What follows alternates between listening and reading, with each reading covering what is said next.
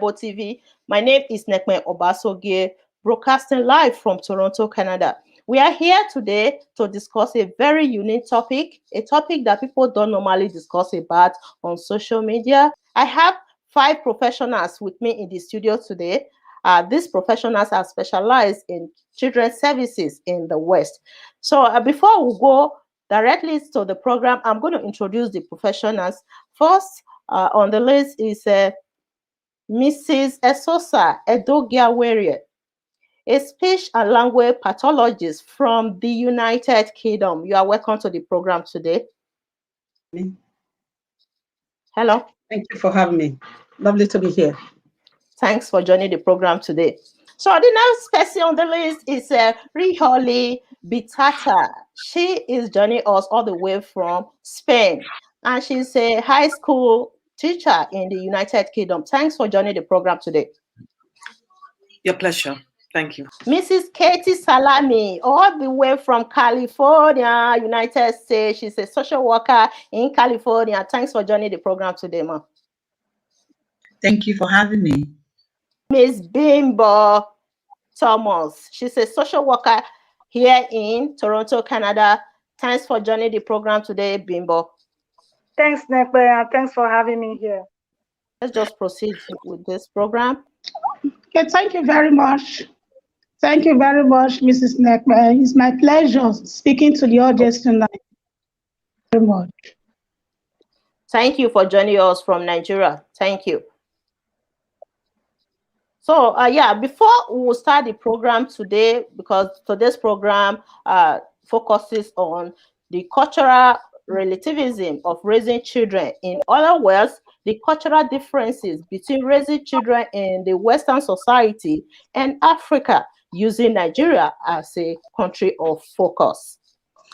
We are going to address it from a kind of African indigenous context. And we have a general discussion before the main questions we commence. African proverb that says, it takes a village to raise a child. The question is, do we still believe that this proverb is still applicable to our African societies, given this trend of globalization that many African societies are gradually, transiting from a communal kind of family structure to more individualistic, or kind of adopting the Western ways of life? First of all, I will bring Mrs. Esosa Edogiawere. So, what do you think about this proverb, this popular African proverb? It takes a village to raise a child. Do you think it's still applicable to our modern African society? That's a very good question. Thank you for having me, Netman. It's a brilliant question. I went to Nigeria recently. That was in March. I don't really think it is still practicable in some society today. However, it's still practicable in some society. It takes a village to raise a child. It depends on what people think that means. From my perspective, it means that you just being the mother or the father of a child does not make you the only person responsible for that child. I think in some African society, it becomes the sole responsibility of the parents to be for that child. Nobody else cares about the child's well-being. Whereas where in the Western culture, particularly in the UK where I live, the welfare of the child is not only the parents' responsibility, it's everyone's responsibility. So if you are referring that, if that practicable in the Western culture, I think yes, it is practicable in Western culture. If you think, if you ask whether it's practicable in Nigeria, I don't think it is practicable in Nigeria anymore. I don't think so. I don't think people will be concerned if your next door neighbor's child is missing. Oh, do you mean, I just want to jump in. Do you mean that reverse is the case these days? Yes, I absolutely agree on that. Okay. Yes, I think the reverse is the case these days. That's an African proverb, like you said, but it's no longer practicable in some African culture, but it is a little bit more practicable in the Western culture, where they probably have borrowed the proverb and apply it to their society these days. Interesting. Thank you. Yeah. I never knew that it's a kind of a reverse is the case. I thought we are still practicing it in Africa. Anyway, let me bring Holly Bitata. So go ahead. What do you think? Do you think this proverb is still practicable in modern African societies? Or I'm going to be we are honest. gradually transited from that African kind of family structure to more individualistic family, yeah, like the West, that we are operating in the West. Go ahead. I think it's a great idea to see children's responsibility as a community thing, and not, as Sosa said, not only the job of a parent. From my personal experience, I never saw that African village. I was born and raised in Spain, and I never saw that African village. I saw African people whenever we gathered for parties, but in the sense of those adults, those people knowing about my struggles individually as a child, those of my siblings, of myself, they never knew, they never asked, and there was nothing in place for us or anyone in the community to put forth those worries. That village, in my opinion, has been replaced, and has been replaced by the agencies uh, belonging to the government. So now, if you have an issue to do with education, you cannot go to your auntie or uncle to a degree. If you're looking for, let's say, if you need help with your finances, like university fees or scholarships, you need to go somewhere else. You need to go outside of that village to look for help. The idea of having a village is, I think, is more applicable when we are in charge of the society that we are part. So meaning that we have created the structures for that village to operate. But as we are in an alien environment, that village needs to change the way it operates. So we don't allow other agencies to monitor how we teach our children and how we function within that society. So yes, it does exist, but I think it's been compromised, and it's been hijacked by the mere fact that we are living in the West. Interesting. It's like the institutions that are serving children in our society in the West is replacing that proverb that says it takes a village to raise a child. What is the village in the West, for instance? We can say, okay, the community services, like the child welfare system, the teachers, the speech pathologists that ensure that these children meet their age milestone. So those are the institutions in place in the West that are serving this big, that is, it takes a village to raise a child. Thank you. Thank you. So let me bring Miss Katie Salami here to tell us more about this proverb, this big African proverb that it takes a village to raise a child. Do you think it's still applicable to our modern African societies, using Nigeria as a country of example? Example, for instance, we are using Nigeria today as an example. So go ahead. I don't think it's really applicable anymore in our practices in Nigeria. The reason why it takes a village to raise in the community at the time, people depend on each other. Uncles and others to care for the interest of a child. But these days we've gone individualized. It's no longer somebody's. It's your problem. If your child is out there, nobody cares. That's what it is right now. In the days in my time when I was growing up, of course, you have a bigger auntie that's an adult. Hey, take care of this child. And so forth. So there's always someone, they just don't leave. There's always someone that is entrusted, that my care is entrusted to them.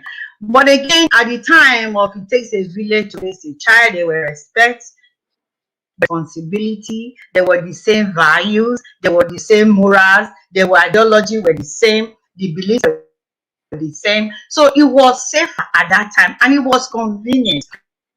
Look at it, it takes a village to raise a child because at the time, all the adults compared to the Western world. Children here, most of them are indoors, it's not outdoor. So when you have it, like I grew up in a family, we don't have enough room to feed everybody. So most of the time, half of us were playing. So when half of us are outside, so it really takes a village. Aunties and uncles have to look out for the best interest of me, of us as a child. It is what it was at that time. But now, because we have guidelines, we have policies. Miss Kelly, I don't want to interrupt you. Are you using your earphones? No. Are you Can you hear me? Can you use the earphones? It's disturbing. We can't hear you properly. Oh, I'm sorry. I don't have my headphones. You don't have it with you there? No. Oh, okay. We can hear you. You can't? We can hear you properly. It's breaking. It's breaking in the middle of your conversation. Can you just get the earphones? Okay, then I'll bring you back. I'll bring you back. So let me. Okay. Yeah, Miss Bimbo, go ahead. I know that you have this experience in child services here in Canada, and I know that you went to Nigeria and stayed there for a while, many years before you came back to Canada. You have been exposed to the system both here in Canada and in Nigeria. Tell us more about this proverb that says it takes a village to raise a child. Do you think it's still practicable in modern African societies? Yeah, Nepen, you are absolutely right. I did return to Nigeria and I stayed there for ample period of time. And I was so amazed with the cultural dilution when it comes to that belief that it takes a community to raise a child. It is gradually phasing out. In fact, it is doing so drastically. Okay, and it makes my heart bleed because I remember me growing up as a child. I did not belong to my parents alone. We have uncles, aunties, extended relatives, right? And sometimes they send us away, you understand? And at the end of the day, when you become an adult, you have a myriad of experience, growing up, and you learn from, each one of them. But today, it has changed. And unfortunately, it has changed for the wrong reasons, not for the right reasons. Okay? And I say this because, again, addressing the cultural dilution aspect of it, we want to act like the Western world. But even in the West, they still believe in this concept of, raising community, getting involved in raising children. But we Africans, we are moving from that, our traditional ways of raising children, and we want to act like the Westerners. And we don't even have the resources. We don't even have the know-how, you understand, to incorporate, how they raise children in the Western world. And I said that one of the reasons why I will even believe we should be like moving away from the normal way of raising children in the community. One of the reasons we should be moving away will be because of this abuse that is going on. So many children that are sent away from home to relatives. We all know that they get abused. Although they don't speak out, now they are speaking out.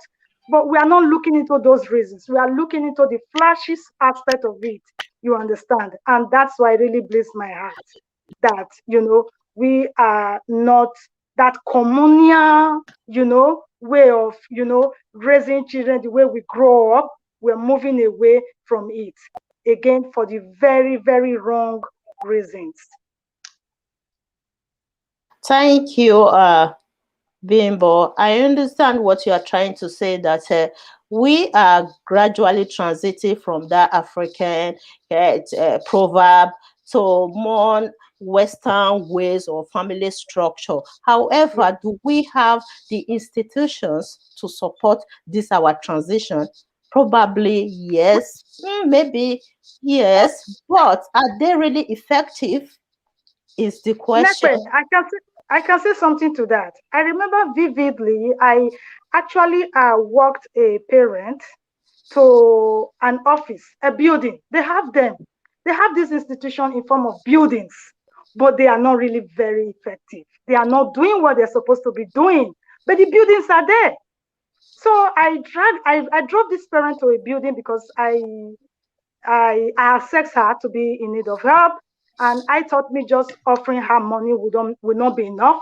I really wanted her to be in the system just the way we do it here. You see, here we have like child protection workers, you understand, which of course are regulated by the Child and Family Services Act of Ontario. Everything they do is in that act. So I wanted to I thought in fact that that's what they practice back home. So I drove this woman there to the office, expecting her, to get the kind of services, the types that I render here, because I cannot do it on my own. You don't see people in the streets, helping people in the Western world. There are organizations, there are institutions that do those things, right? So you just call, you make a referral. But in Nigeria, so I was trying to do the same thing, but I was really very disappointed. And I went outside and I kind of read the description of the building again. And I'm like, okay, this is supposed to be an office for this. What is going on here? And I left there disappointed. So there are no institutions. Even though they are in form of a building, they are not really effective. Okay. Yeah. So it's like they are just there in theory. They are not being, there's no Yes. really institutions regulating or providing services to children. It's not practical. Yeah, to meet that a requirement of our transition from that African setting to more Western ways of family structure. Would you allow me to say one thing just quickly? Yeah, you can jump in. Go ahead. To add what Sister Katie and Bekole and Bimbo just said. Now, when you consciously do something, it's different from when you do not consciously do it, when it just happened accidentally.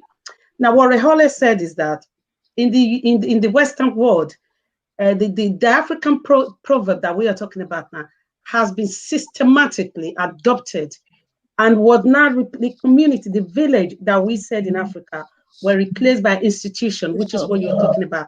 However, what's happening in Africa right now, that has not been systematically taken over. It's not like the government wants the country to adopt a Western cultural society, the Western cultural way of raising children. Right, things are happening, the government are not acknowledging it, and nothing is put in place to address those kind of things. It becomes a dysfunctional.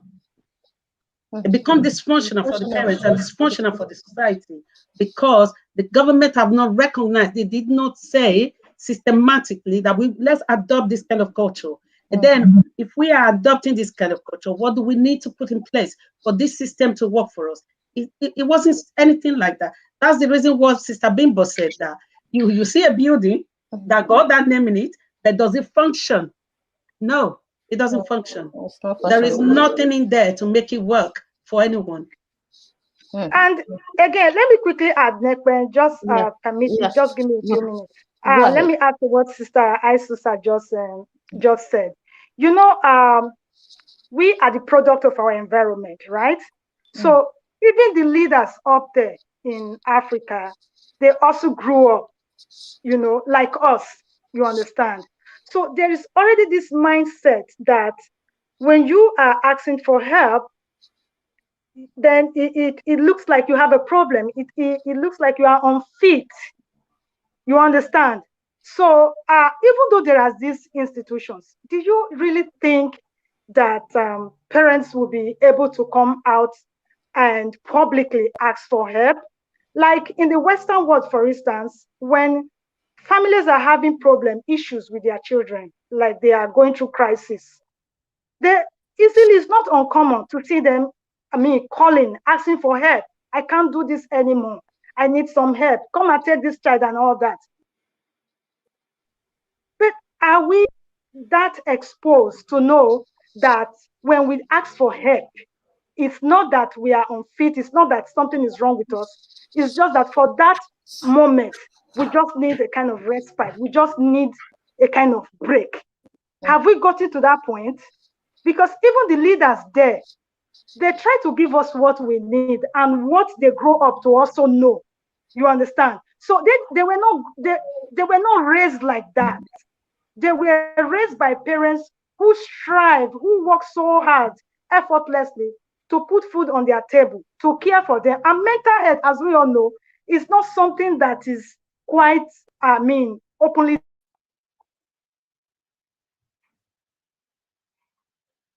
discussed back home. Issues, have difficulties in whatever form, in form of mental health, and they're not going to come out. They're not going to say it. And that is why you see they easily send their children to relatives. They just say, just go to Uncle Michael's place, go to Uncle this place. It's for financial reasons.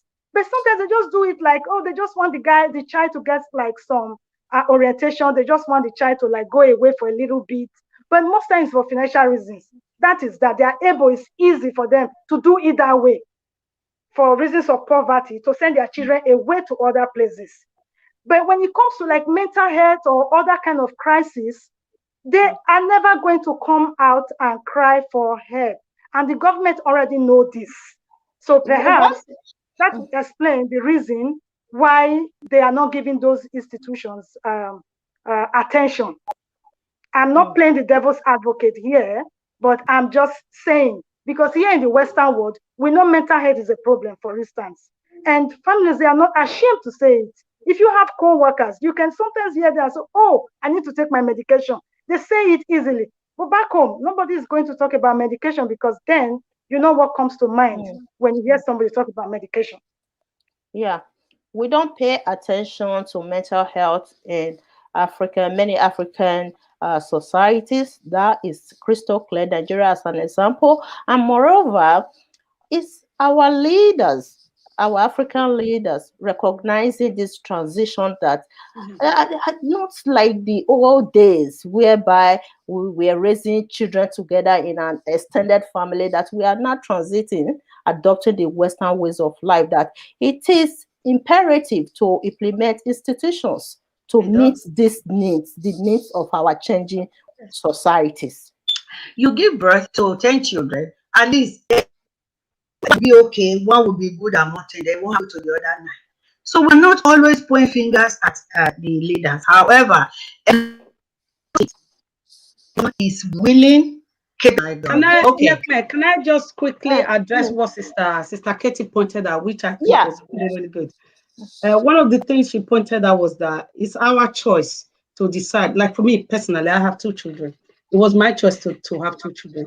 Like you said, if you look at your income and look at your well-being, look at all other areas of life, and you decide to have 10 children.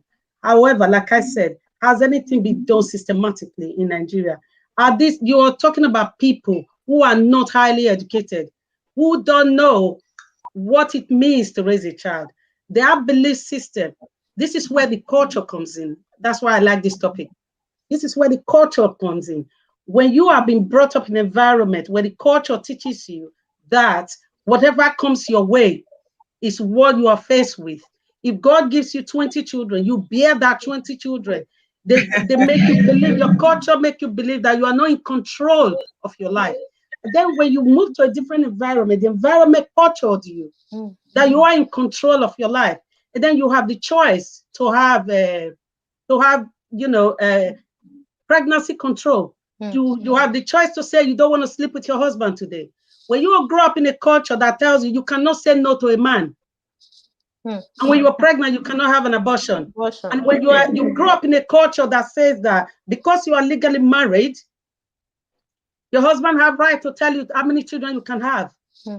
So this is where the systematic comes in place, where the government train people, educate parents, and say, look, as a woman, you have the right to say no to your husband, even if you're married to him. You have the right to say, I do not want a child. You have the right to say, I do not want to have 5 children or 4 children. But is that education there? Are these women educated to that level? That is it their choice? Are they making the informed choice to actually have 10 children? No, they're not. I don't think they are. I think that's where the whole thing comes from. People are shifting from one area to the other without appropriate information to make that decision, whether they would know what they are doing. A lot of them don't know what they are doing. A lot of them do not know what they are doing. A lot of women in Nigeria do not know that they can say no to their husbands.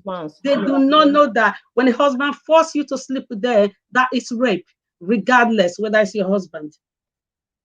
When you said no, you do not feel like doing it, and the husband push himself on you, that's rape. You see, this is where it's difficult, like Sister Katie said. You could go to Nigeria and you want to implement something individually. There's a limit to how much impact you can make. If it does not come from the highest level, if you do not get that support from the highest level, that's something I put in place. Now, I've been in the UK for quite a while now. I live almost my life in the UK. When pregnancy, Rehole knows that. Rehole is a teacher in school. When pregnancy was very, very rapid in the early 90s in the UK, where 8-year-olds were getting pregnant, 9-year-olds were getting pregnant, something was put in place. Something was put in place in the UK. In areas that were getting high teenage pregnancy. Children in that area from the age of 6 were that if a boy and a girl live together, you get pregnant and you have a baby. We were training children how to handle babies in school. Give them baby to take home. The baby cries 24 hours. Children learn that raising kids is not a joke. So tell your 13-year-old son in the UK to get pregnant, or your 13-year-old daughter to get pregnant. They'll tell you, no, mom, I am not getting pregnant because I do not want baby crying on me. That comes from education. So if those women in the village were educated, saying that, look, you don't have the resources to look after these children. God is not going to just provide everything for you. I don't think women will be having 20 children. I think what is causing that is lack of education, a lack of understanding that just because the culture, the environment, the belief system that you have been exposed to tells you that you are not in control of your life, you are actually in control of your life. So one thing I also observe in our African society, in Nigeria to be precise, is that whenever there is a phenomenon in the society, the leaders don't treat it seriously to implement institutions, organizations that will address this phenomenon. They just ignore it. In most cases, they will ignore it. It becomes a problem. Let's just quickly proceed to the next, the main questions of today's program, because we have analyzed this African proverb that says it takes a village to raise a child.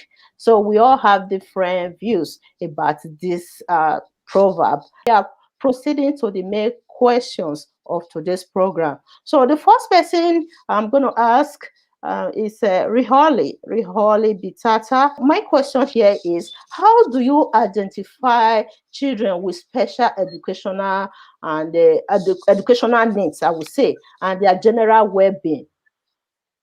The way a child is diagnosed with special needs, it starts all the way in early years. So it's the early years setting that allows the adults working with those children to identify problems with the way they engage with other children, they explore the world. Speech and language is one, probably mathematical understanding as well, and how they convey the message. So those are the early stages, and at that stage, parents are informed. Many parents, because the children are very young, they might not be able to identify anything that could be a problem in the long term. However, it's the professional's responsibility to have that conversation and express those concerns with the parents. Sometimes it goes the other way around, where the professionals see that there's nothing alarming or anything to worry in the child's behavior or progress, and on the other hand, is the parents raising their concerns. Could be because that child, when he's at home, behaves in a manner that is not acceptable or not recognized by the parents, when the parents might compare that child in particular with other siblings or with someone else's child, because that happens a lot.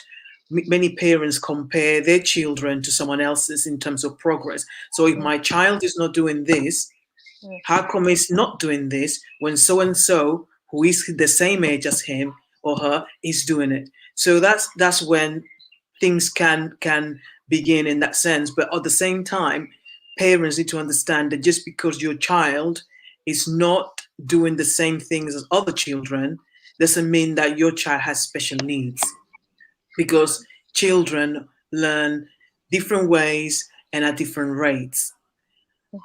When parents and schools are able to work together, I think it's the perfect scenario, because then the parents and the teachers sit down and they have a discussion, and then they agree what the plan of action is going to be. And it's not only the teacher's responsibility to input what are they going to do with that child. The parents can also input, can also share their views and share their concerns, and also give ideas, because teachers do not know it all, and schools don't get everything right all the time. When special needs children are diagnosed at a later stage, which can be the case either because it's been overlooked by both parties, is then things can get a bit complicated if it turns out that that need requires immediate attention and it has been completely overlooked. For instance, behavior. Behavior can be one of the triggers or one of the signs that tells professionals that that child might be suffering from some needs. And for some might not be that a big deal, but it is a big deal because behavior gets in the way of that child's learning. And when behavior gets in the way of that child's learning, then that learning slows down, and that progress in comparison to the rest of the class can also be impacted. And then you start see disparities in the level and the speed of progress between children. So when that happens, once again, the parents and the teachers need to sit down, and in some cases, they have an individual in the educational plan needs to be drafted, and in that individual educational plan, so the targets needs to be stipulated. How are those targets going to be met?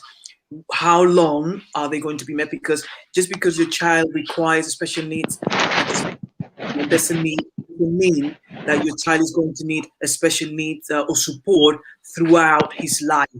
That could be a term, it could be for a school year, or it could be just for primary, and then by secondary, that child is working at expected levels.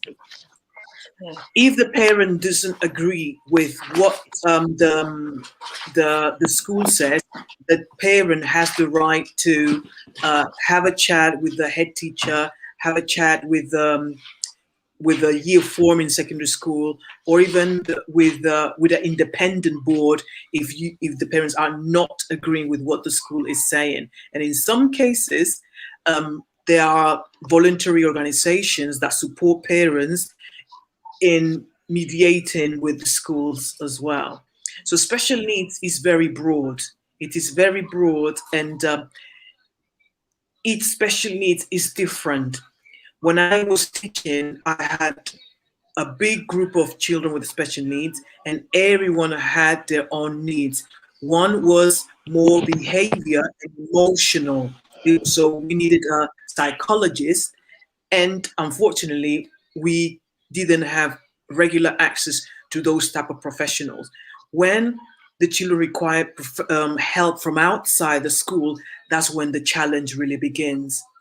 Because professionals are, very, there's a waiting list, first of all, especially when the demand is so large. And then on the other sense, you might have that the school doesn't see the need for an external agency to come and support that child. And in some cases, it's down to money. Where is the money to pay for that professional to do those extra hours to support that particular child? Because in the school, you might have more than one child with that particular need. And then what happens? How are you going to cover the need of all those children? So I think if anyone has a question, like direct, like very specific, probably I'm able to break things down a little bit, but just as a broad explanation, special needs is not something that is for life. It's not a sentence. Some parents might say, oh, my child has been diagnosed with special needs. I don't want to hear it. And there's denial. And that denial phase can also cause delay in the support that that child is receiving, that what type of support, or whether that child receives any support at all. I remember in another school when a child in year 6 actually was, I think he came from Nigeria, probably 2-3 years into in the country, in the educational system, they found out that the child was deaf. So that child, through early years in Nigeria up to probably year 4, no one knew that that child was deaf, or if they knew, they pretended that there was nothing wrong with him. And things like that in our community. That's a very good example. They just need to stop, because there's a lot of denial. I remember another situation where there was this autistic boy in reception. The boy explored everything with his mouth. Babies do that. Pick up a pencil in the mouth, pick a toy in the mouth. Children here in reception 4 and 5, they don't do that. It's not like something regular for them to learn things. And I remember that when the mother came to pick him up, she said, he needs discipline. She was a Nigerian mom. He needs discipline. And I was like, oh my goodness, complete denial. What happened to that child? I don't know. But there are many cases like that where parents are in complete denial. And I think that's cultural, thinking about what the community is going to think, what other church are going to think. And it's all about me and how I look in the face of society, as opposed as to how can I help and support my child so he has better chances of a more independent life.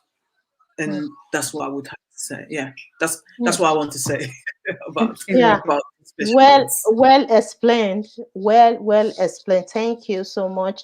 In most cases in the school system, they ensure that they identify the needs of the children and provide solution to it, because they believe that early intervention will have huge impacts in the lives of those children. Hear me? Miss Joycey, can you hear me? Hello, Miss Joycey, can you hear me? I don't think she can hear you, Nakman. Yeah, she cannot hear me. I was about to ask her a question around the school system as a headmistress, how they address the issue of abuse among children in the school system, and how they also assess children, identify their peculiar needs, like what Ariholi just said. That is what I wanted to ask her. I want to compare it with the Western society or the school system, how they manage children, identify their needs, and also address those needs. That is what I wanted to ask. Unfortunately, I'm not sure if she can hear me. Hello, Miss Joycey, can you hear me? Oh, no, I don't think so. So let's just move forward. Before we go to the next question, I have one video to play. I want everybody to pay attention to this video. what happened in Benin City lately. So this is the part of what we are talking about. How do we provide services to children in African setting, in Nigeria, for instance? So I'm going to play this video. Everybody should pay attention. After this video, we'll come back and analyze this. Don't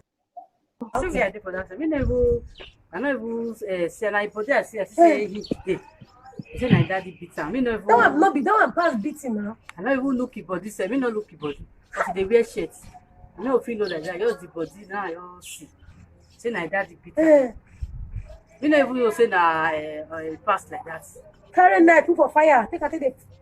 But it's wrong. You wrong. You know good. You know good. No matter what that pikin do, even say pikin and pikin, no matter correction, no be to do that kind of thing.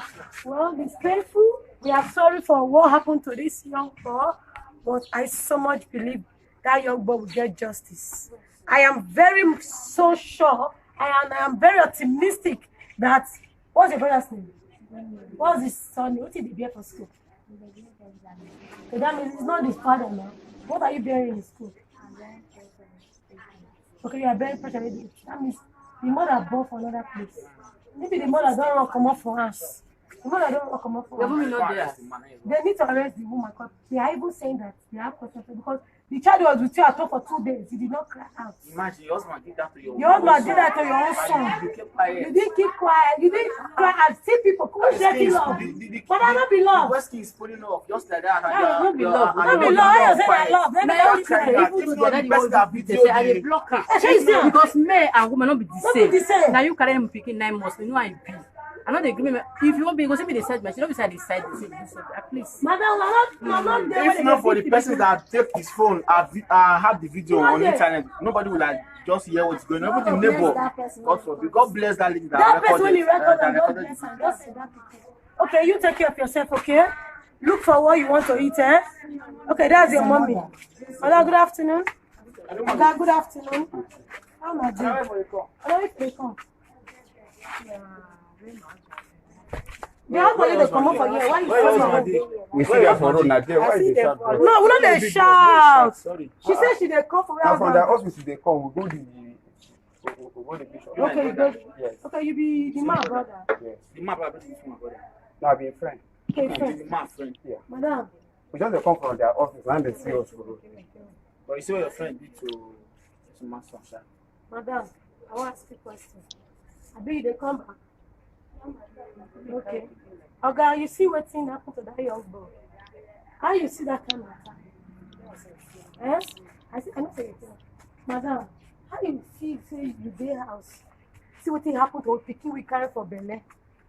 Person, your husband carry knife and fire till they beat your pikin. You can't dey. I don't know how you feel. You don't even let people know. Say, see what thing happened to this pikin when I born for belle. Oh. You just keep quiet for like this baby was with you at home for 2 days. You not talk anything. You say not be many Nigerians come video the pikin. That means if you leave and make it die for instance. How you go die? We be the treater now. The thing happen for night, and me know that run. I go buy cat. So when I come back, I meet her for ground. Now I say make them leave her. Me never know say nah. But you say tie and I tie hand, it tie leg. When it tire, I meet her when it tire. So I said, make them lose her. Meet is a normal time, beating, blocking. So when they lose her, now I take see the mark. And even see her, now they break, now I meet the mark. Like that, now I quarrel, say the mark don't too much. So I have to go and call nurse to come and treat him. Understand? Even at that, you know, she said they pour in for him body. Yes. They give him treatment. Nobody said we no treat him. It's my son. I cannot let anything harm any of my child because I pay pain before I born her. And that this man now train his children. Forget about anything. You know, say when one thing is bad, when one thing is spoil in this country, they will use all of them. They will not look the side way pass. They will use it to overcome. As in the bad thing will cover the good one. Now that man, marry that man when that boy did. They hear me so. Why didn't this man did not kill them by that time? Understand? He trained him from KG1 to stand that way. Madam, what did this boy really do when they deserve that? Yes, but no matter how you take care of him, we dey talk about wetin the man do the pikin now. Wetin he do is wrong. Okay. I don't want make you talk. It's not like I'm side of what she did. It's wrong. I still quarrel with her even the next day. It's wrong. If to see beat am for K, leave am. That is normal thing. But for I know say na temptations and na devil. Because if the devil wan do work, he get the way he go enter person mind, he go say do. So what he did is wrong. Understand? Madam, the question is, wetin your husband really tell you say this small pikin do You so? wey reach to deserve that No be pikin. him he take do am. Okay. It's not he did not did to my husband. Okay. What my son did, he always steal from people. He started stealing in my house, and we caution him every blessed day. So he lead from house to outside. Even when we went to buy something, we knew we pick something and hide it, and we quarrel. We did not beat him. But that day, he eat finish. We went to fetch water in this compound. I fetch, me fetch, you fetch. His sister there, he first play. What push you to someone keke for you to put hand and collect money? Yes. That's what bring the anger. So when they tell you to go and kneel down, I have to go and pick money to go and buy the charge card. Sorry. So I have to pick money to go and buy the charge card. When I come back, now I meet her for ground. So I say you should just listen. So the next morning when I meet the injury, I quarrel with her. Due to my health, if they kill her, so who will take care of me? Your husband. Yes. They are not killing him. You are Who not is saying saying they want your to kill him? They are There's not a killing comment him. Okay, here. read comment.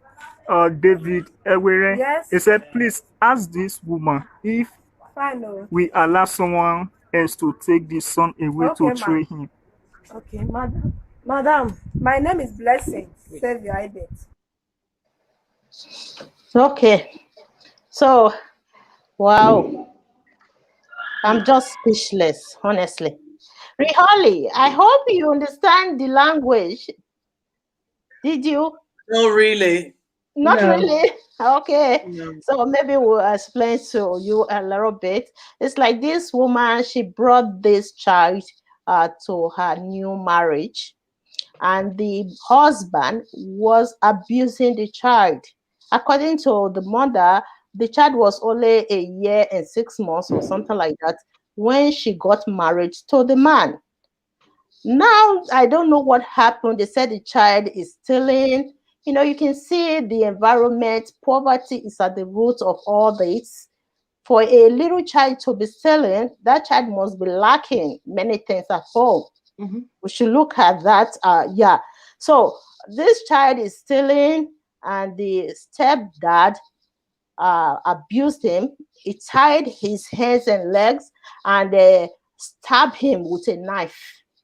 Stab the little child with a knife. So who are intervening right now? Just Good Samaritan. These are not social workers. These women who were interrogating her are not child youth workers. They are not social workers. They are just Good Samaritan from one non-for-profit organization. They are trying to intervene. You can see their reaction. They are not doing so much to address this issue, because they are not coming from a supported institution by the government. So I know that Miss Katie Salami, can we still hear you? Oh no, not really. Not really. Okay, let me bring Bimbo to the picture here. Bimbo, please just tell us, as a child youth worker yourself, how will you address this situation? What just happened? What happened to that little child? Okay. What you just saw in that video sort of represent everything we have been talking about. We're talking about cultural differences, and we can see the woman in tears, and you can imagine where she's coming from. So the issue of stigma here, it comes in again. She knows she's struggling with the child. She's not going to ask for support. She's not going to, because she doesn't want to be seen as a failed mother. right? Sorry, can I just Meanwhile, disagree with you on that?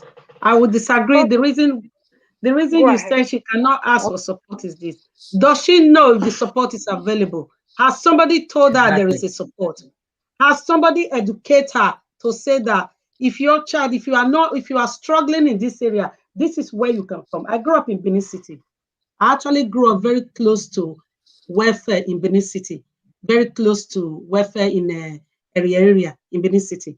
So we used to know when we were growing up, when I was a young child, we used to know that there are certain things you walk straight to the welfare and the welfare officer will take care of you. Does this woman knows that? Has this woman Okay, been educated? That's it. We can't just assume. We let cannot generalize. okay. Let me answer your Yeah, one thing I also observed about the question. woman is like she was We all know also there are. trying to defend the man, the husband, by saying that the man helped Can her I? to raise the child and this, da. But at the same time, raising the child does not really justify you abusing the child brutally like that, using knife to stab a Okay, child. You are looking at a mother that needs help. It's not just the child right now. Before we start talking about the child, we need to focus on the parents right now. The parents need help. First and foremost, the man got anger management issue. The man needs to be taken for some therapy. He needs to learn how to manage his emotions. Then the mother needs to build confidence because she brought that child to that home when the child was just a baby. Now she is relying on that man. The man has been the breadwinner of that family. Now, whatever that man says goes from her point of view, from her belief system, from a cultural view. Her husband is the breadwinner. He's the man of the house. Whatever he says goes. This is exactly what I said earlier. When you have been brought up in that culture where the way things are done, it takes a long time for you to change people's belief system. A belief system is something that you grow up with what you were trained to believe when you were a child. That woman, that's a belief system. I believe now the man is a messiah. Is a messiah. The man is the man, the breadwinner of the house. So whatever he says goes. So he has the authority to kill anybody in that family, and nobody will ask. Now, my question is this: if we say that Nigeria is still adopting that culture of a child it takes a village to raise, what happened to the neighbors? What happened to the people around there? Why didn't somebody say stop doing this, or we will call the police? Why did nobody not say that, okay, I think the poverty in this family is beginning to be too much. These people need help. They can't look after their children. Why didn't anybody step in? And now another thing I also picked up in that video was like, when those people came in to come and interrogate the mother, the mother came in, the first thing they were shouting, they were antagonizing that woman. Of course you will be threatened. You want to defend yourself. You don't want to get into trouble. Every mother would do that. First point of contact would have been, look, we are from Good Samaritans. This is what we do. This is what we do. We have people. Did you tell them what you do? Did she know whether you are a detective, you are coming to arrest her? Did she know whether you are going to take her child away from her? Did she know you were offering her help? She didn't know that. All of this were not discussed. You see what I mean? This is what I say, that for us to address this kind of issue, it has to come from the top. Exactly. It has to come from the top. The education has to be there. Parent, like Reverend really said earlier, I picked to that because that's my job. That's what I do. When you diagnose a child that the child has autism, if you read some of my articles that are published on my case studies, if you diagnose a child that the child has autism, a woman will say, a Nigerian woman will say, in Jesus' name, my child don't have autism. But it takes time for me to educate that woman what it means to have autism, what autism means. It takes time for me to educate the parent that, look, we are not trying to do anything here. We are not labeling your child. We want to help. It takes time for the woman to actually understand that where I'm coming from is help. I'm coming from a place of help, not a place of judgment, not a place of pointing finger, a place of judgment.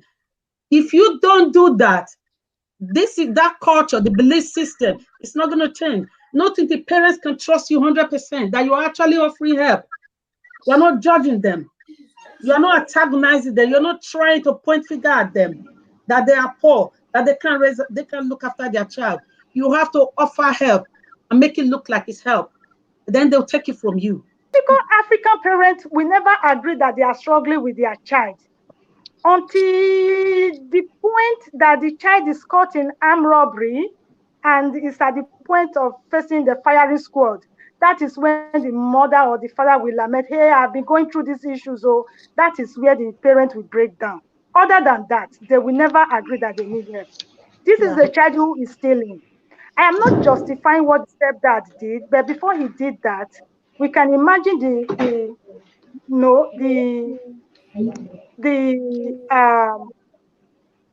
amount of time this child has been caught stealing out of frustration. Again, that is not a justification for what he did. But even at the first time, the second time, they had the opportunity to start talking to persons, even though there are no systems in place, because we are easy to blame these things on systems. But at least talk to people around and let them know what is happening. But they don't talk. They keep it themselves because they see it as a stigma. In this part of the world, when families are having crisis, especially parenting conflict, they are the first to call on, like, Children's Aid Society or any child welfare organization asking for help.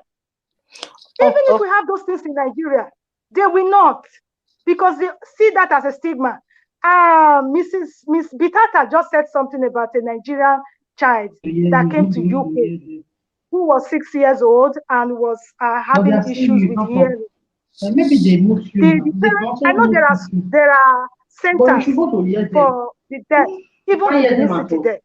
They have. Needless to talk about Lagos and other states. But the mother or the father, the parents never asked for help. They kept it to themselves. For you to procure solutions, there has to be problem. And if you don't say what the problems are, how do people work towards a solution? How do people work towards a solution?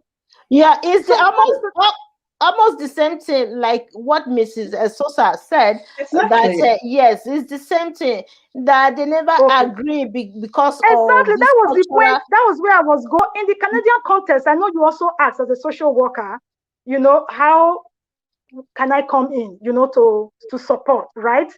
Yes. So for me, I think something is missing in this picture. From what happened between the stepfather, the mother, and the this is becoming very, very interesting. This is becoming very, very interesting. Can I just say something quickly? Just finish before. This is becoming very interesting, and I like it. So let me say something. We keep talking about institutions. Remember our orientation, how we were brought up. Like I earlier said, we are product of our environment. The way we were brought up, we are still kind of stuck in those days. You understand? I'm not saying that these institutions will not help. They will go a long way to help, but we cannot compare it to the Western world. This is what works for them here. And what works for them here may not necessarily work for us back home. Say, for instance, apprehension of children into care.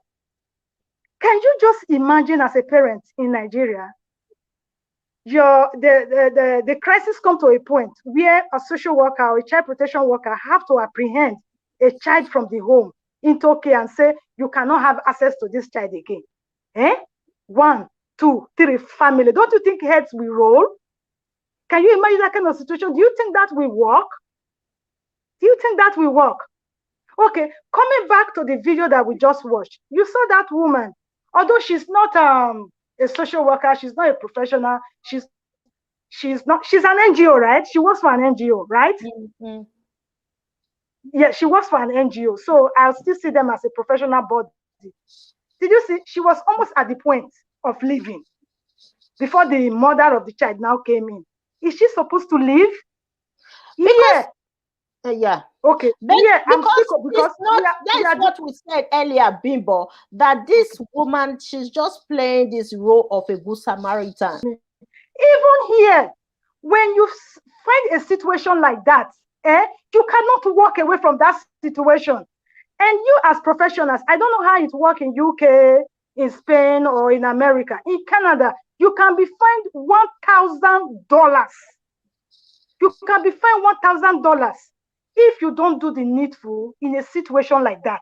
The child is not, you are not the parent of the child, or you are not related to the child, but because you are a professional, and that woman is an NGO, works for an NGO, so I still consider her as a professional, and you walk away from a situation like that without doing something at least, or at least even calling the police, Okay. because there's All right. criminality in this as well. Okay. You can be fined $1,000. But we Okay. saw her, she was almost walking away from the scene before the mother came. Is she supposed to walk out of that place? Here in the Western world, the professional will wait, or at least call somebody, or at least just do something. Call the police. Okay. I mean, Yeah, make we a scene or understand. something. Can I come You can't in? leave the child. We You can't understand leave the that. child. Yeah. So can I Go ahead. come in? Yeah, go ahead. Let me just take the scenario Mhm. about the Nigeria, and let me apply it to the sister that just spoke. She has already kind of put everything together for us. But let me just analyze this. Just looking at the video, if a caseworker was to handle this case, or a social worker was to handle it, like sister said, 1,000. In my California, they go after your license, and you know what that is. So we had set rules, we had guidelines, that we cannot compromise our work at all. So, but if I were to be the one to handle that case, this will be break it down into three parts. I cannot go to someone's door without the police being there anyway, right? For safety reasons. So I'm bringing this to American standard, though. Please bear with me. I'm not talking about Nigeria anymore, because the services and resources are not available in Nigeria. So if this were to happen in America, and believe me, there's no perfect place, there's no perfect world, there's no perfect services, and there's no perfect parents. And this is where we come in. If this was to happen, I see a mother that loves her son. I see a mother that struggles. And I also see a mother that loves a husband. Okay. But the question is, if I'm doing a complete assessment, I want to find out, where's the biological father? What was the situation of the child? How was the child born here? And then what is the history? Do this particular family have like a crisis? Are they always in crisis for one thing or the other? And then again, the man has anger issue. Has this man ever been married before? How has he treated other stepchildren? Has the man, you know what I mean? So there's a whole lot that have to go in it. Then we can offer services to the family unit. Of course, that child is taken away. We do not remove one child. We remove the whole children under this parent care. And then the parents, now, of course, it's going to go into CPS report, and CPS have to take report, and then it will go into court. All right. The court will make them have a mandatory training. They'll put them in a program where the both parents, of course, the dad probably doesn't want the child. The mother have to go to parenting class. Of course, there's DV, there's domestic violence in that kind of family. So they have to go to domestic violence for a number of time. And then in all of these, though, there are resources available to the parent.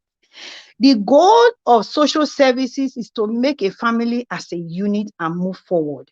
Again, the guidelines are, ignorance of the law is not an excuse.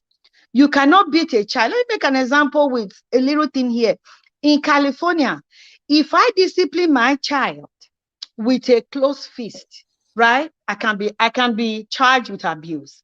If I discipline a child with open fist, there's a leeway. If I pushed a child and the tailbone hit the ground and there's injury, it's an abuse. Okay, so our abuse in California is into categories. So if we go back to that scenario of that parent, the court have to get involved so that the parents will have that ability, the compulsory ability to attend the parenting class, the domestic violence, and the anger problem. Okay, of course, the children in her care are taken away. Children, when they are taken away, because the department want family unity, children don't do well in an unknown environment. So they will find a family member that are responsible, that is anger free, that have the ability to accommodate these children. So these children will be placed in that family home. If there is no family available, the children can go to emergency shelter. From there, they can go to foster homes. Okay, so but before we don't grab kids from a violent person and throw them in foster home, because that foster home you go in might be worse than the parents that you took the children from to begin with. So the resources will be available. I'm sure this mother, all she needs is to connect a dot so that she will have the basic resources to care for these children. You know what I mean? So in our own time, in our state where we are, services will be provided for them. Of course, the child will be taken care of wherever the child is placed. And then usually between 6 to 9 months, if there's no change in the family, that's when the child will go into foster adoption. So you see how the system works. The system will make you as a parent change your lifestyle, change the way you discipline your child, and make you comply with the law of the land, period. Either that or you forfeit your child and then you go to jail for abuse. Fantastic. You just summarized what I said earlier, Ms. Katie, because you said we don't need the government to do that. But you have absolutely just pointed out that what we need is the government to put something in place. Yes, exactly. You know, that is what I've been saying, that we need professionals to address this type of situation. You can see that woman there, she was just powerless. She was powerless addressing this issue because she's not coming from a government regulating body. So she's just, what will you do? You just say something. And when we are accusing or are saying that we expected her to call the police, the question is whether or not is the structure of the society really supporting calling police. Can you just pick up your phone like in the West, you call the police and the police, within a few minutes, the police will be right there with you? That is the question. Yes, definitely. When you look at what the complaints about the child, it is factual, even from the environment, that this child is living in extreme poverty, and the stepfather seems to be a little bit strict to him. Because for you to abuse a child like this, and the child is not his, because the mother brought this child with her when she married to the man. It's just a stepson.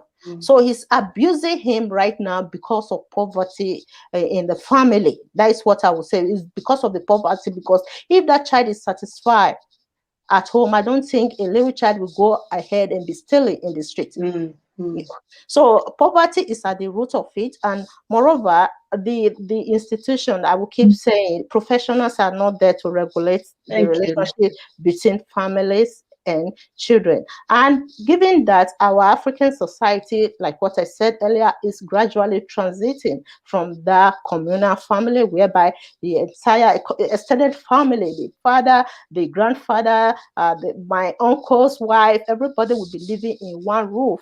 We are not living like that anymore in Africa. You can see where this woman is living. It's like she's living with her husband, with the child she brought from her previous marriage or whatever, and had the children she had for the man. So they are living alone. So when this man was abusing this child, given that they are living a kind of an individualistic kind of family structure, there's nobody to intervene. The man can even kill the child during the process. So right now, like what we said earlier, I'm trying to just connect it with that proverb that says it takes a village to raise a child. But I don't think it's still applicable to modern day African society. No, it's not. No, You can see the family structure. From this video, we can see so that dysfunctional. the family structure is not there anymore. This is not a communal family anymore. So do we really have institutions, professionals to address this, our changing society, the way we are raising our children? Do we have it?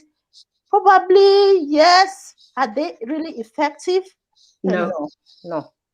So I will bring Mr. Sosa. Go ahead. Thank you, Nekme. Thank you very much. That was very, very, very informative. And I like the fact that we're all able to bring our different perspective to the table. and we are all able to address it. And I think what actually transpired in this conversation was that Sister Katie and Sister Bimbo, um, you were all saying exactly what I was saying, but you were addressing it from a different point of view. I think at the beginning of the conversation, you were like, we don't need the government, parents can do things. Whereas we do need the government to promulgate law for us to follow. When you raise a child in a home where there are no rules, the child will go outside in the society and break the rules because the child has been brought up in an environment where there are no rules. The child runs around the house, pick the television, do whatever the child likes and get away with it. Then expect the child to go outside and break the rules. That's exactly what it is. If the government don't put law in place, parents are not worried. Nobody will be scared. Everybody will violate the law. Like you rightly pointed out, Sister Thomas, you said that in America you will be fined if you don't. In Canada, In Canada, you'll be fined. If you don't abide by your ethics of your profession. When professionals don't have that ethics, they do whatever they like and they get away with it. Yes. Because nobody is going to ask you. Nobody is going to question you what you did right or did wrong. So the same thing applies to parents. If parents know that this is my child, I can do whatever I like to this child, they do whatever they like. Nobody is going to ask them. They know somebody will come and question them and say, you smacked this child. You leave a mark on the child's body. Why did you do that? Then they won't do it. Like Sister Katie said, it's the same in the UK. In the UK, you are allowed to smack your child. You are allowed to smack your child, but you are not allowed to leave a bruise on your child's skin. If your child is bruised, then that's abuse. You are not allowed to use some bad language. There are different kinds of abuse, emotional abuse, physical abuse, you know? But when the law is not there to govern people, when people are raised without laws, they do whatever they like. But it's one of the guidelines I give to parents. If you want your child to be disciplined, create a ground rule in your house where you want them to eat, where you want them to drink, where you want them to put the cup. Because when you create a rule in your house, the children will grow up disciplined. And then they will go outside in the society, know that the society is governed by rules. Yep. Exactly. And then they don't violate the law when they go outside.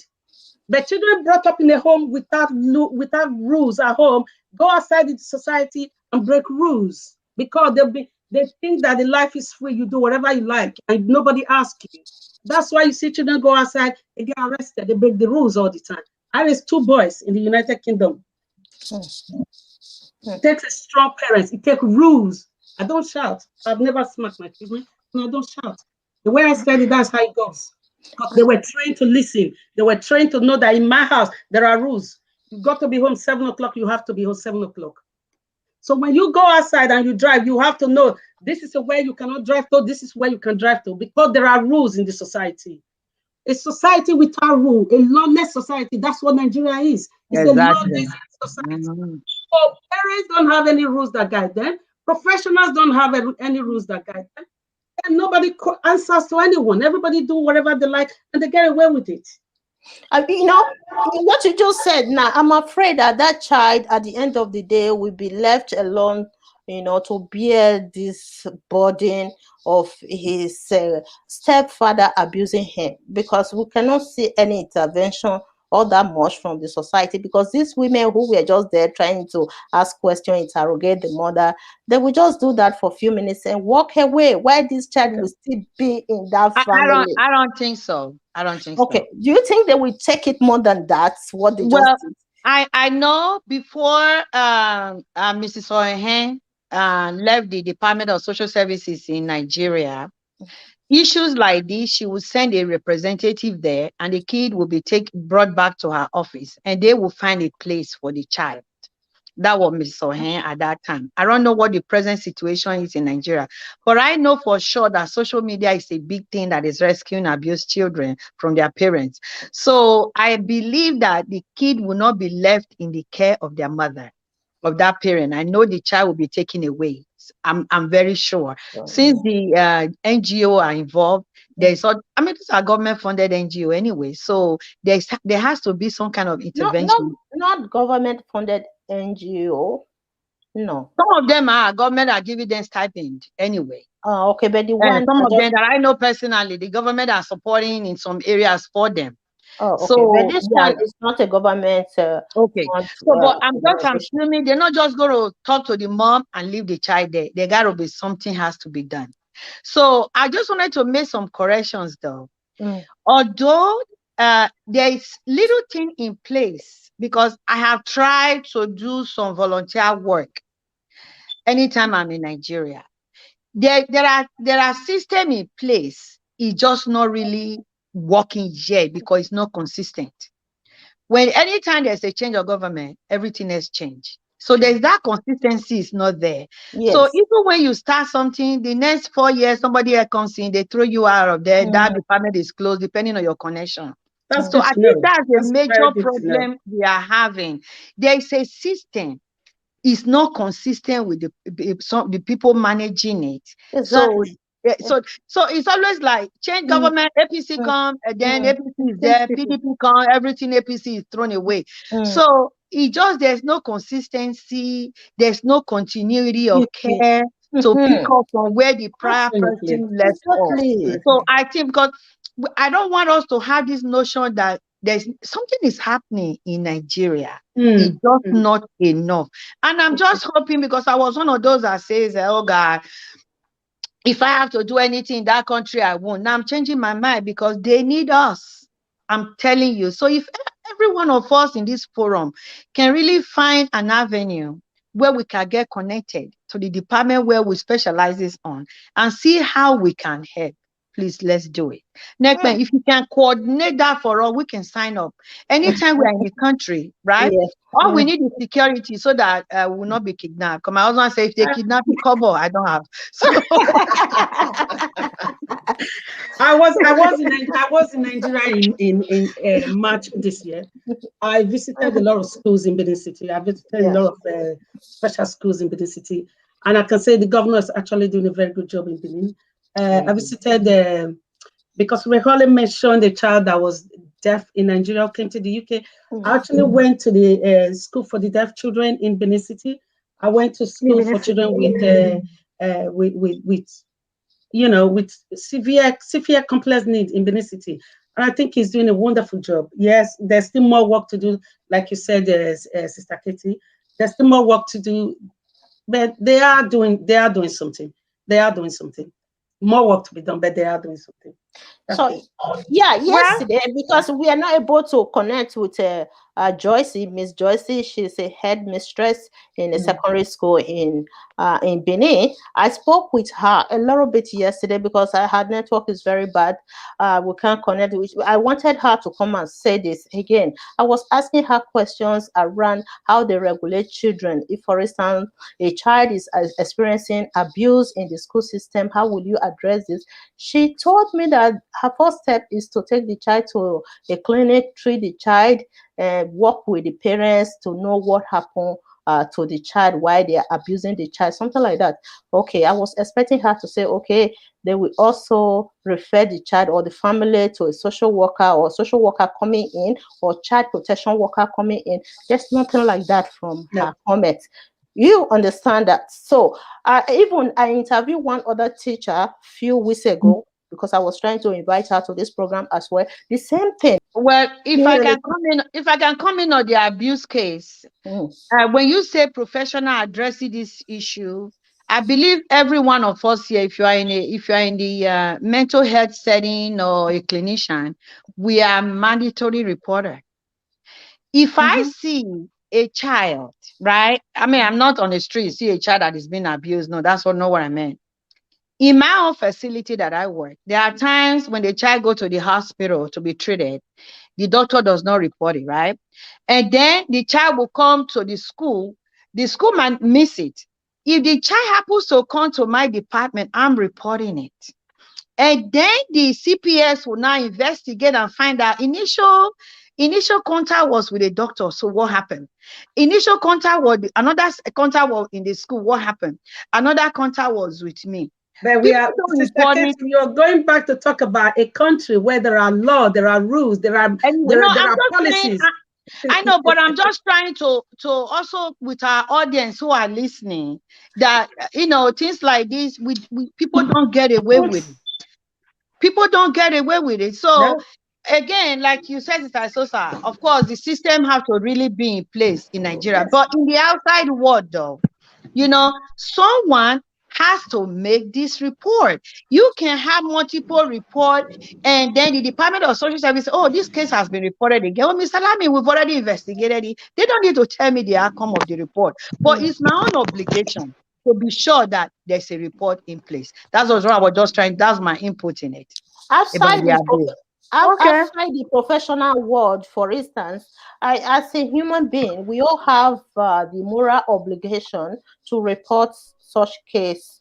You understand? In case you encounter a child being abused by the parents, we all have the moral obligation to intervene, and depend on the country where you live, like in a kind of African setting like what just happened in Nigeria, that it's not possible for them to really call police because of the system.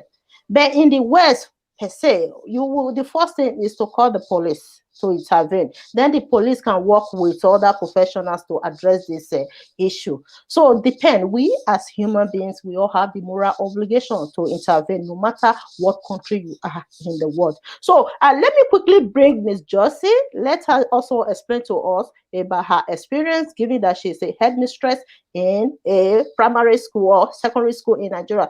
Hello, Miss Josie. Can you? Okay, I am headmistress in the primary school. Okay. If, for I'm instance, headmistress in primary school. okay, Yeah. listen carefully. Listen to my question right now. Okay, if, for instance, a child comes to school with bruises on his or her skin, how will you address the situation? Go ahead. Okay, thank you very much. Thank you very much, Mrs. Neckman. Yes, When a go child ahead. comes to school with bruises all over his or her body, the first thing to do is to receive the child, first of all. Depending on the nature of bruises, you first of all pick up the child, make sure the child is okay. Then next, you have to look for the cause of that action. What actually led to that bruises? Does that mean that the child was abused physically by someone? Or does the child had an accident on his or her way when he or she was coming to school? You have to look for the cause of that bruises first. After looking for the cause, if paraventure is physical abuse by a guardian or anybody, you need to put a call across to the person. So ask the person to come, find out what actually happened before you can take further actions on that. Okay, so if, for instance, it happens that so if, for that instance, aspect for the call, listen, let me go forward with this question. If, for instance, it happens that one of the parents abused the child, how will you intervene? And you also realize that the abuse is so intense that that child or the family might be posing threats to the life of that child. How will you go forward and support this child? Okay, thank you very much. In Nigerian setting, what we do here, if we discover that a parent is the one that inflicted that bruise on the child, the first thing to do, I will invite the parents over. I had a similar scenario about a mother that flogged her son to the extent you can see the marks on the child's body. You can see the red marks all over the child's body, including the head. And I can remember vividly what we did that day was to invite the parents immediately. We invited the parents and we asked her what led to this. And she was trying to justify her point that the child did something wrong. And we told her, do you know this is physical abuse? You just abuse the child. Because without the child cannot learn. The child is already emotionally down. And she tried to explain what the child did. And what we did, I told her, I'm going to report the case to police. If there will be any other occurrence to this kind of issue, if there is anything like that again, we are going to invite the police, reporting this kind of issue to the police. And she actually apologized, and we asked her to take the child home, take the child to the hospital, and take care of the child. Okay. Okay. Thank So you. I have a question. Okay. Oh, yeah, go ahead. Okay, so my question, ma'am, is so you invited the parents and you believe the parents because they apologized to you. What if there are other children in the home that has been abused just like this? So how would you know? So you guys never send nobody out there to see there are other children that has been abused or molested or in danger, right? Exactly. So then what's the follow-up? Yeah. Go So ahead. Go ahead. So that's my question Okay. for you, ma. Okay, ma. Okay, ma. Thank you very much. In that aspect, because this one we got is an evidence, we have an evidence already. What I did then, I remember the former health teacher, the former head mister did something. He asked the woman to write an undertaking. That similar issue, maybe the woman she's kind of she's very hot. We try to investigate the woman, we try to put the woman in a condition, we talk to her in such a way. We told the woman that, madam, on no account should you raise your hand on a child when you are angry, because you are hot-tempered. So what we did at that time is to put an eye on that parents. If there is another occurrence of such, she will be reported to the police. Okay. Thank you. Thank you, Miss Josie. You will jump in. Let me just quickly just say something about that. You can see it's crystal clear to all of us right now that the difference is clear here. The difference is clear. Okay. In such case, in the West, we'll be addressing different way, completely different. So that is just the reality of things in Nigeria.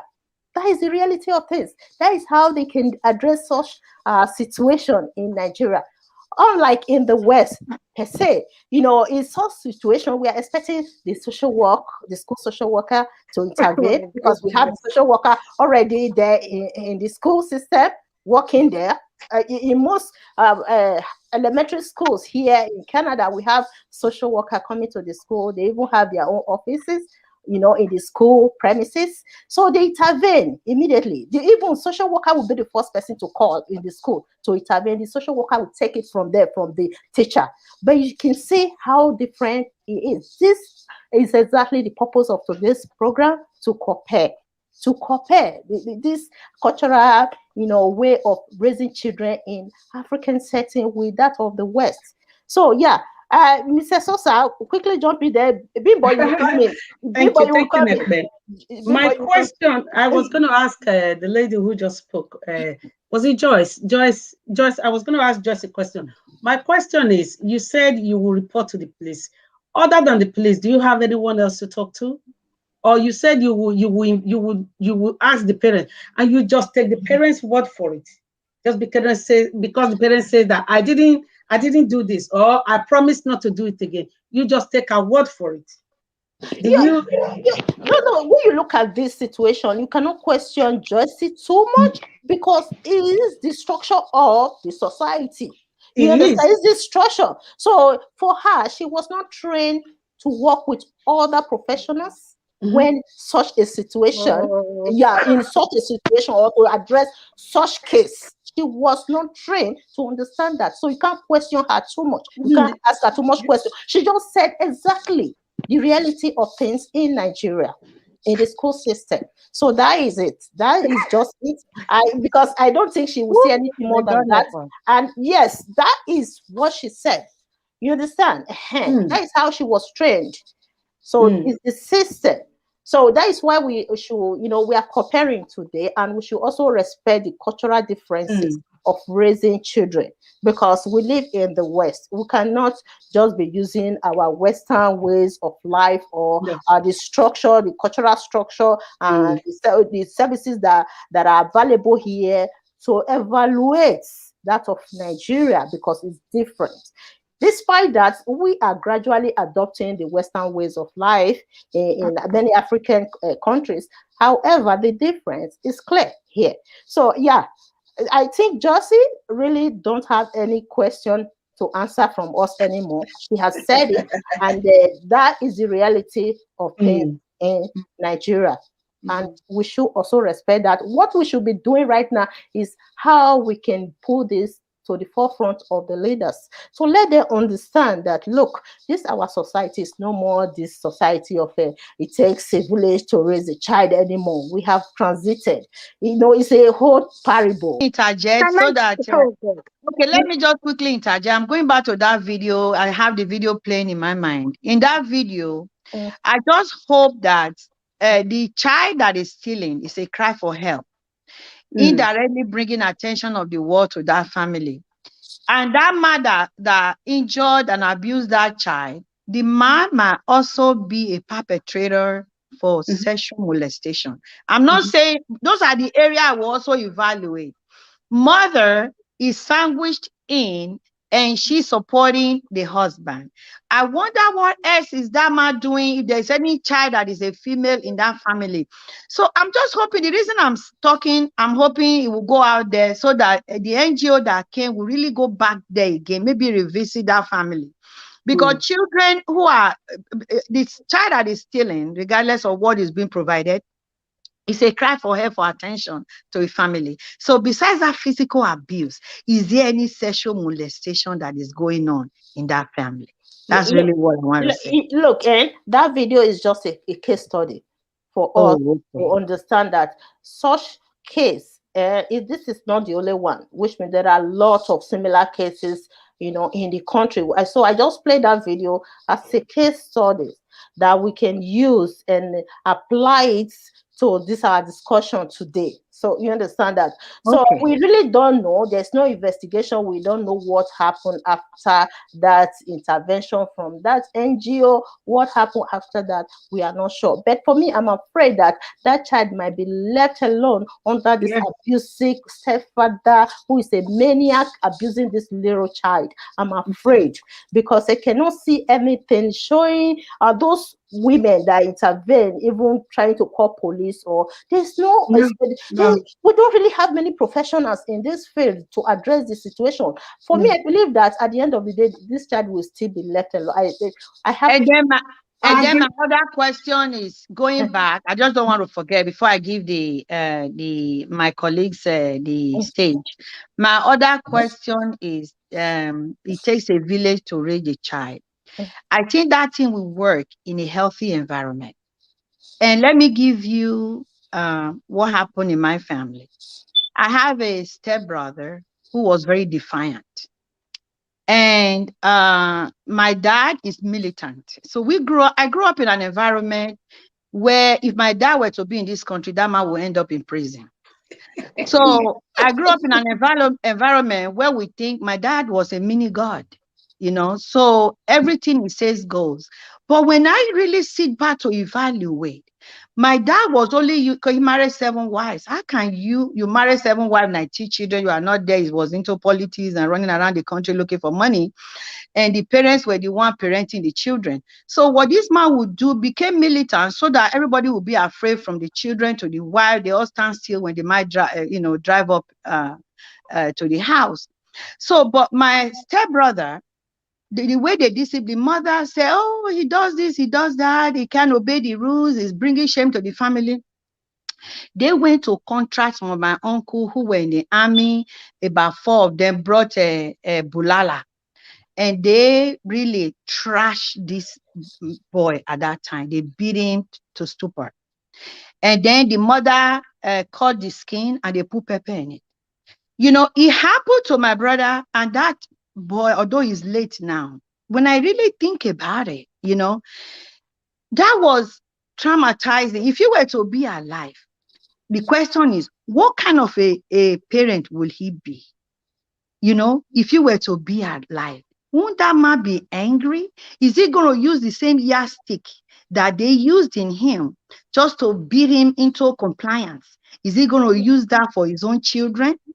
Won't that be considered serious abuse? Didn't this child need help?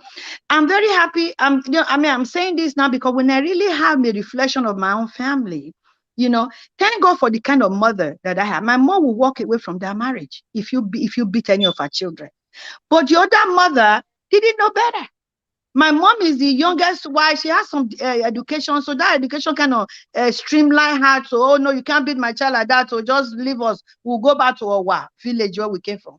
So that's what I'm. So it doesn't, raising. It takes a village to raise a child. In that situation, it was very detrimental. It was not helpful. Yeah. Thank you. Yeah, thank you. So Can I say something, Ekman? I think when we say, let me quickly bring Bimbo, then I will bring you in. Okay. Thank you. Bimbo, go ahead. First of all, let me quickly clarify that the headmistress that spoke, Miss Onoa, or sorry if I say your name wrongly. First of all, if that was to be in Canada, the way child protection is done here, the parent of the child can actually sue you, and that parent will win because you are not trained to ask those kind of questions. I just want to clarify that. So, coming to our topic about community raising a child and all that, and Africa trying to drift away from our traditional ways of raising kids and all that. I am not a diehard supporter of the Western culture. I am not. Sorry to say, I might be sounding very archaic here. I still, Mrs. Estosa is shaking her head.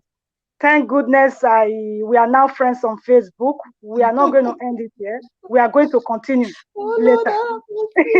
We are going to continue. So, because we keep talking about adopting the Western cultures, even the Western culture itself is very problematic. And a lot of them are even having problems with their own culture. Okay? So, like Mrs. Katie said, that every system is flawed in its own ways. So I think what we Africans should be looking into is adopting the good ones that will favor us. And those ones that will not favor us, we should just let throw it go. them away. Yeah. Oh, let go. When it comes to raising kids, I don't think we are quite ready for the Western way of raising kids. We are not ready at all. So let's go back to the drawing board where we do have extended family members involved. Let's go back to that. That's still the best. Like, I think we cannot go back. We can, unfortunately, we cannot go back because globalization is a trend that you cannot stop. What globalization got to do with raising? Let me finish, please. It has so a lot of impact. Let me finish, please. Even in this part of the world, I did a case for, it was a very popular case. I will not even say more about the case because I think it kind of went viral in Canada and Ontario, and then to be specific, in GTA where I live, it was in the news. So this child, how it happened, he was 10 years old. He was living with his stepmother and biological father. He was abused, being abused in the house, not visible in the school system, in the community. He was at home. Guess what? How we got the report? It was an extended family member that was living with them that brought the report to our attention. An extended family member that brought the report to our attention. If that family member was not living with them, there is no way we could have known. And immediately that case came to us, and somehow immediately the father of the child got to know that I actually made that first call to the family. And I was to go and see them the following day. Just before that appointment, we received a call from the police that that child has been killed and dumped in the street of that community. Yes. And how did we even get involved? It was because there was a family member, an extended family member that was living with them. According to reports, the stepmother was scared because the biological father threatened her not to say anything. Her children were in the home. They would go to school. But this particular stepson of hers was in the house. Don't go out, always locked in. I don't know other things that are attached to it. Maybe there's mental health issues, or I didn't know because I didn't have the opportunity to meet with the child before he died. Just immediately the father knew that we were involved. He did what he had to do. Not known to him that it is somebody, an insider, that made that report, who later came out on the stand to witness what happened. So that child that went to school with all that bruises or other, okay, let me not even talk about that child. The other one that the stepfather used the iron rod and all that.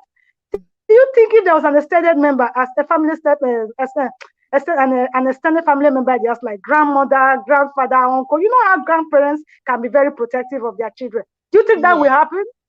Yeah. Do you think They that will will happen? intervene. I remember when So we we are were not growing ready. up, those days, We are not nobody really ready. can abuse one child like that in front of the how many family members in one big house, in one roof at that time. You cannot try that, no. So it's because of this type of family structure. So we are not ready. We are not ready for all this Western adopt. Can I say something? Okay, we're not ready. Okay then. Yeah. Thank you, Bibo. Thank you, Bibo. Go ahead. Bibo, thank you very much. Now that we are friends on Facebook, like you yeah, we are going to continue with this. I'm coming. to Facebook and talk about it. Right. What I define as it takes a village to raise a child is that I grew up in Benin. I'm very proud of my roots. I'm very proud of where I come from. I grew up in Benin. Where I grew up in Benin is that we lived in my grandfather's house. My grandfather, my dad's brothers, were married. So me and my cousins, 15 cousins, boys and girls, grew up together. That we will all sit down in the living room, we will all eat together. And sometimes it depends who is cooking. If your mom is cooking this weekend, your mom will bring the food, everybody eats it together. We all share the food together. And you come back from school, it could be your uncle that's going to be helping you with your homework. It could be your dad that's going to be helping you with your homework. It could be your uncle who is a teacher that's going to help you with your homework. So for me, that's what it takes a village to raise a child. You don't really know who is your mother. Your auntie is your mom, or your mom is it's just mom who goes to market and come back whenever she likes. Your auntie is your mom, because your auntie is young and your auntie is the one that when she's going out, she dressed nice, she takes you out. You know what I mean? That's the kind of environment where I grew up, where everybody was accountable. It wasn't just my mom and dad that were accountable for me. It was everyone. When you bring your results home from school, before your dad gets home, your uncle has already seen your results. And your uncle will be the one that will tell your dad that, look, she didn't do very well in biology, or she didn't do very well in this. Or your uncle is going to say, look, she did very well this time. She deserves a present. See what I mean? That's what I mean. Where that's what it takes a village to raise a child. Now, like Neka said, we have drifted away from that. Nobody's accountable anymore. Even if people live with their aunties or their uncles, nobody actually cares to talk about what is good for that child, or the way you are treating this child is not good, or the way you are doing this to this child is not good. Nobody, there is no that accountability anymore.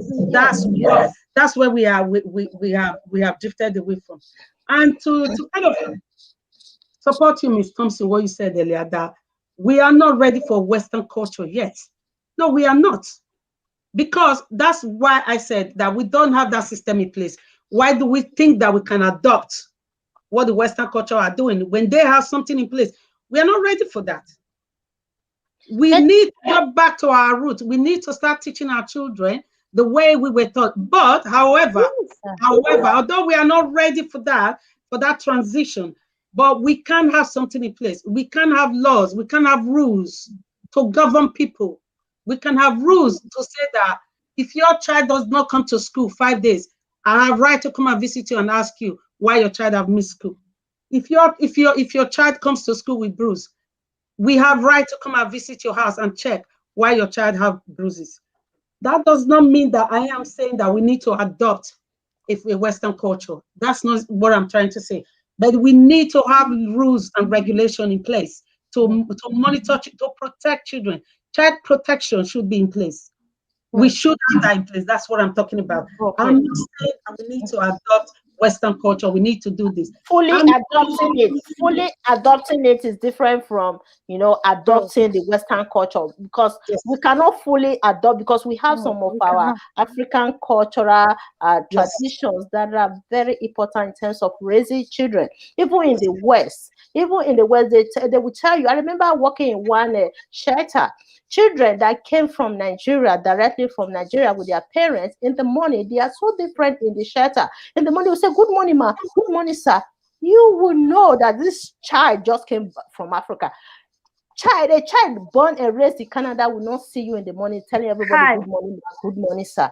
So those traditions is what we cherish about raising children in African setting. You understand? But however, at the same time, we need to protect these children by also regulating the relationship between children and people in the streets, their parents, and everywhere. That is what we are advocating for right now.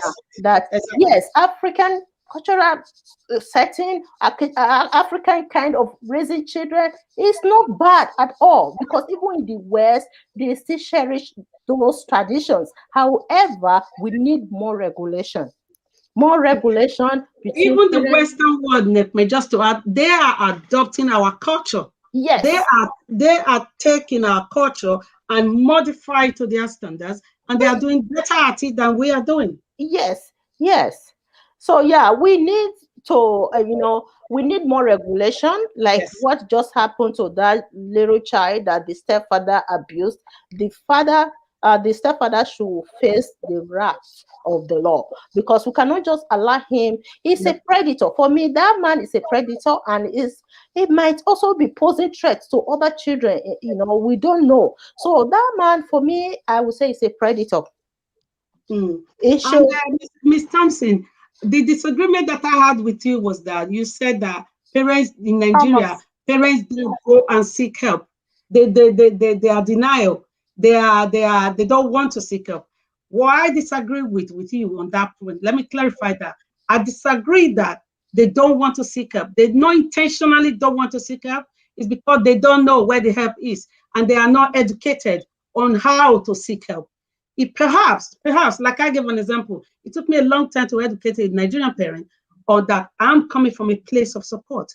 Perhaps if we educate them, perhaps if we have something in place and we educate them and say, look, this is the support that we have in place for you, and parents understand that this is actually support, perhaps they will assess it. That's where I disagree with you. Okay. Come on that point, please. They know how to seek support. Let me come on that point. They will never open up. Miss Thomas. Okay, let me come on that point. Let me come on that point. Denial, denial sometimes is helpful for our being. Okay, it's only when we keep denying that it become an issue. Denial is an element that can give us that stability to be able to know, okay, the shame part of it is over. Now I can go for help. Again, Sister Isosa, like you said, it all depends on the way that you present it to that person. Denial is good. It's a good thing. We just don't have to stay in it for so long. In Nigeria society, the culture is about shame, degrading, and so many things, because that's the society. So it's so hard for people that are in need to come and meet you and say, Sister Isosa, I have a problem. Okay, so they have to, like you said, you are a professional, you have to present it, you have to educate them. They have to trust you enough to tell you the issue of needs. So please let us understand that. And Sister Thomas, in your own case where you said only a family that reported it, the family reported it because he or she lives in the home, and it just out of the goodness of his or her heart. And then at that point also, who knows what would have happened to her if the child didn't die or the law didn't take place. So let's just be mindful that it's hard for us. Case in point, if you have a child that has mental health if any of you has ever known a family member that have mental health, for you to come knocking at my door in the office, right? What I do, I don't stand in the point of judgment. As a clinician, everyone is very important and they are individualized. I will never judge a client. I will make everything possible for that client for me to build rapport with that person. So that person will come to a point where they will really talk to me. If they don't talk to me, I don't assume. I never go behind my client to do anything. I tell them, you were referred for therapy because you need help. I want to be able to help you so you can manage your life. I am not managing your life for you. I'm only providing skills and coping methods so that you can manage your life to the best way you can handle it. But what I am understanding from our sister that spoke from Nigeria, they managing people's lives and sending the child back to them. And that is where the issue is. So if I have a son that is mentally ill, I, as a parent, I would deny it at first, right? I will give it to the devil, go call the priest, call the minister, and then I will do everything that is unnecessary before I face my challenges, right? But here, many of us are also running away as a parent. I've seen parents transporting their children who are troubled to their parents in Nigeria. Some of them comes out good, some of them become an umbrella, even worse in Nigeria, and then you will never hear it again. So we all have a problem. We all have issues. We all have, Sister Esosa, I'm telling you, in life with mental health, we really need to be able to be truthful to ourselves. I have to be truthful to Katie for Katie to come out to even ask you for help. There are times Katie will die in her own need, but that's our culture. That's our culture. But if I come out and Sister Esosa, I have a problem when you might say, oh my God, and then you disappear. See, yes. I've already told you my problem. I don't know who you're going to tell. So because of that, I will just be quiet and be dying in my... So, I mean, I just want to stop here. Let somebody else. Okay. I agree with you 100%. Okay. Yes. We are about to wrap up for this program. We have been here for more than 2 hours. Jolly Bizata, thank you so much for joining us from Spain. Miss Joycey from Nigeria, I know that the network is not very strong. You did everything to ensure that you joined this program today and you contributed. Thank you. Your input was so important. Thank you so much. Miss Katie Salami, all the way from California. Thank you. Miss Esosa Edogiawirie, thank you, ma. Thank you. You worked so hard to actualize today's program. Thank you so much. I appreciate that. So I think it was lovely to have you on. Lovely to see you. If we have to continue, this topic is very broad. I think it's very broad. Yes. Absolutely. Otherwise, we will be here for 6 hours. We'll still be debating about it's too broad. So let's just cut it short. And next time we definitely come back. Have a good evening, everyone. It was lovely to meet you all. Thank you. Thank you. Bye. Thank you. Really, thank you so much. Thank you, everybody.